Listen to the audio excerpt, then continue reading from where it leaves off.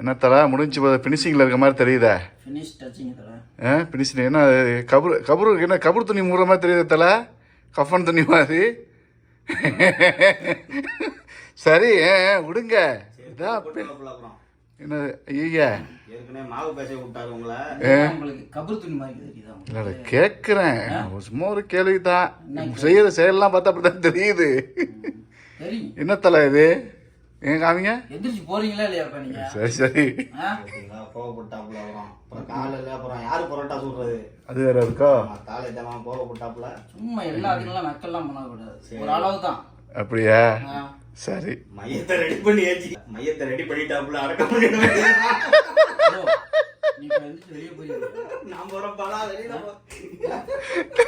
இதுக்கு எல்லாத்துக்கும் காரணம் நான் இல்லை, எங்கள் ஜி தான். மக்களே பார்த்துக்கங்க, தலைவன் ரெடி ஆகிட்டாரு.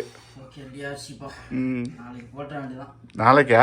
இப்போ இது இப்போ எத்தனை மணி? இப்போ 1 மணி ஆச்சு. தூக்கம் இருக்கா இல்லையா இன்னைக்கு?